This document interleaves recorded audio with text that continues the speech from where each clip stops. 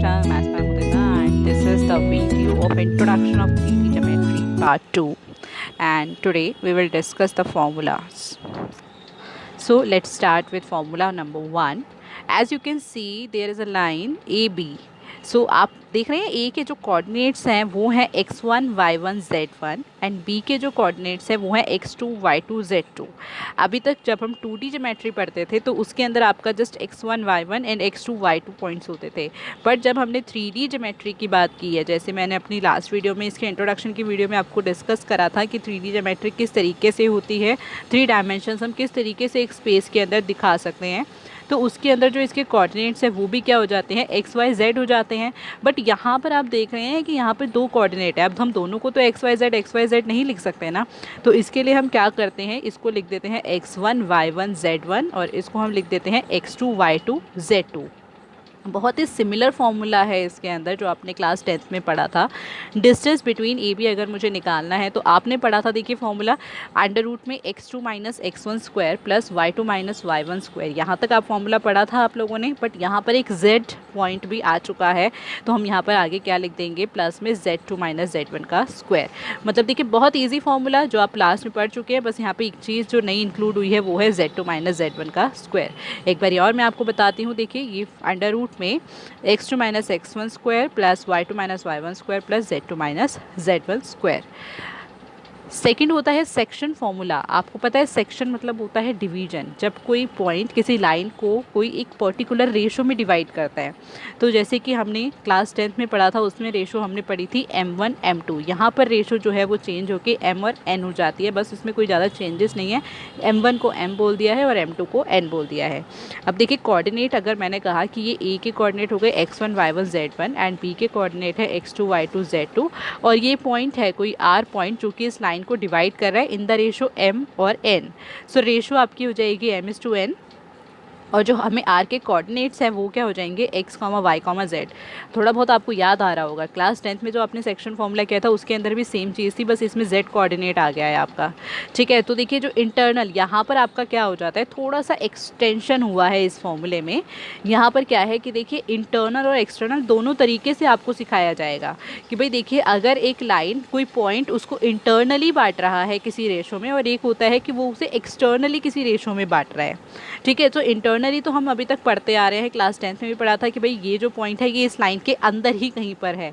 तब इसके लिए जो हमारा फॉर्मूला होता है वो बिल्कुल सेम पहले जैसा ही है। देखिए फॉर्मूला जैसे होता था m1 x2 plus m2 x1। मैंने आपको बताया ना ये m1 है ये m2 है, तो देखिए m1 की जगह पर m x2 plus n x1 m2 x1।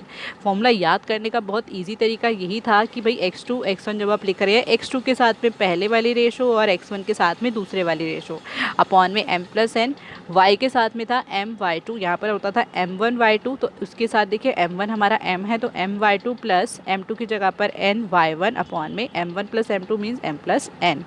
यहाँ पर एक z कोऑर्डिनेट और एक्स्ट्रा ऐड हो गया है, बट इसमें कोई इतना डिफरेंस नहीं है, फॉर्मूला बिल्कुल सेम है इन्हीं की तरह। m z2 plus n z1 upon में m प्लस n। अगर आपको इसके कोऑर्डिनेट्स लिखने हैं तो देखिए x, y, z जब आप लिखेंगे तो x यहाँ से निकाल के, y यहाँ से निकाल के एंड z यहाँ से निकाल के आप इसमें इसके कोऑर्डिनेट निकाल सकते हैं। अब मैंने आपको बताया कि दो तरीके से ये डिवाइड होता है। दूसरा हो गया एक्सटर्नल सेक्शन फॉर्मूला। अब मान लो कि आपकी ये जो लाइन है ए बी, इसके बाहर कोई पॉइंट है, ठीक है, और वो उसको क्या कर रहा है, डिवाइड कर रहा है। तो मैंने यहाँ पे इसका एक एक्सटर्नल पॉइंट ले लिया है r। अब हम इसी फिगर से समझेंगे। देखिए आपने जो ए बी माना था, ए बी के अंदर जो ए आर था वो आपका m रेशो था, तो मैंने ए आर को यहाँ पे ले लिया m रेशो, ओके। और जो आपका बी आर था वो था n रेशो, बी आर आपका हो गया n रेशो, राइट। तो अगर मुझे ए बी की रेशो निकालनी है तो which will be m minus n, right. ये m माइनस n पोर्शन हो गया। बाकी सारी चीज़ें देखिए इसमें क्या है, अगर मैं यहाँ पे लिख रही हूँ a के सेम कोऑर्डिनेट्स हैं x1 y1 z1, b के सेम कोऑर्डिनेट है x2 y2 z2 and r के भी देखिए सेम कोऑर्डिनेट है x, y, z। ये एक्सटर्नली डिवाइड हो रहा है, तो इसमें फॉर्मूले में ज़्यादा चेंजेस नहीं आते, बस जहाँ जहाँ प्लस है वहाँ माइनस आ जाएगा, क्योंकि मैंने बताया आपको कि रेशो क्या हो जाएगी उसकी, नेगेटिव में चली जाएगी। तो यहाँ पर आपका क्या आएगा, देखिए x का जब आप कोऑर्डिनेट निकालेंगे तो m x2 minus n x1 similar, ठीक है, बस इधर माइनस का साइन है, m माइनस n। y का जब आप निकालेंगे तो m y2 minus MY1 upon में M-N, और जो आप Z का कोऑर्डिनेट निकालेंगे तो MZ2 माइनस NZ1 अपॉन में M-N। बाद आपका थर्ड फॉर्मूला है mid point formula. Mid point formula में तो नाम से ही पता चल रहा है भाई कि ये पॉइंट मिड पॉइंट है, इसका मतलब वो उस लाइन को इक्वली डिवाइड कर रहा है। सो मिड पॉइंट के अंदर जो आपकी रेशो हो जाती है वो हो जाती है 1:1। कोऑर्डिनेट्स ऑफ मिड पॉइंट अगर हम करें, देखिए जो हमारा फॉर्मूला हुआ करता था mid point formula class 10th में, वो होता था x1 + x2 upon 2, y1 + y2 upon 2, right. इसके अंदर क्योंकि z कोऑर्डिनेट भी आ गया तो यहाँ पर बस एक और कोऑर्डिनेट बढ़ा दीजिए, z1 + z2 अपॉन में 2, तो हम इसके मिड पॉइंट्स निकाल देंगे। देखिए मैं फिगर से आपको समझाती हूँ। a के कोऑर्डिनेट्स है x1 y1 z1, b के कोऑर्डिनेट्स है x2 y2 z2, और ये जो r है ये इसका मिड पॉइंट्स है। सो रेशो इसकी हो जाएगी देखिए 1:1। r के अगर हमें पॉइंट्स निकालने हैं तो उनको हम पढ़ेंगे x, y, z, जो कि यहाँ से निकलेंगे। जब आप इनको प्लस करके अपॉन में 2 करेंगे तो ये x, ये y एंड देन ये z। आपको देखकर अब लग रहा होगा कि भाई ये तो हमारे सारे फॉर्मूले 10th के ही हैं, बस इसमें एक चीज़ और ऐड होगी, दैट इज़ z। ठीक है, बस यहाँ पर आपको एक नई चीज़ मैं बताने जा रही हूँ which is centroid of a triangle. वैसे तो काफ़ी बच्चों को ये चीज़ पता होती है कि सेंट्रॉइड होता क्या है ट्राइंगल का।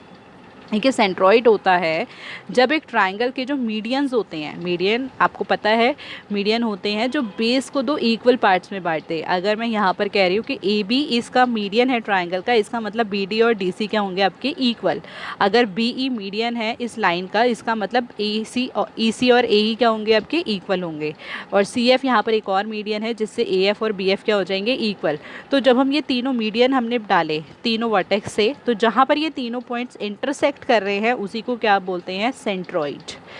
यहाँ पर अगर ट्राइंगल की बात हो रही है तो देखिए इसका एक वर्टेक्स हो गया x1 y1 z1, एक हो गया x2 y2 z2, और तीसरा है तो भाई यहाँ पर x3 y3 z3। तो यहाँ पर इसका जो सेंट्रॉइड है उसके पॉइंट मैंने लिख दिए हैं x, y, z। तो देखिए उसके पॉइंट्स निकालने का एक बहुत ईजी सा फॉर्मूला होता है।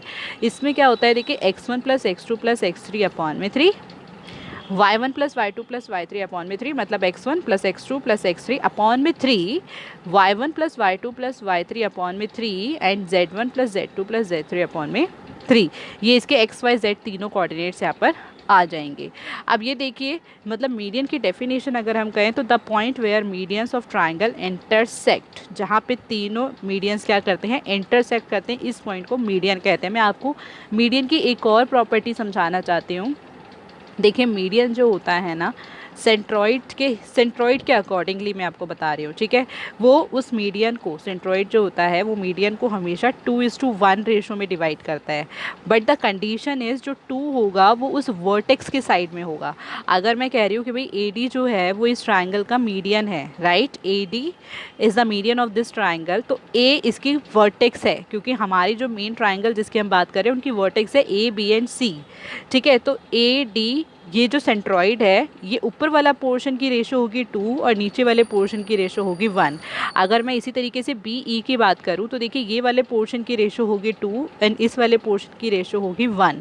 अगर हम सी एफ की बात करें तो इस वाले पोर्शन की रेशो होगी 2 एंड इस वाले पोर्शन की रेशो होगी 1। जो उसकी मेन वर्टेक्स हैं उसके हिसाब से जो हम मीडियन देखते हैं सेंट्रॉइड के अकॉर्डिंगली जो रेशो होती है वो क्या होती हैं 2:1 होती हैं।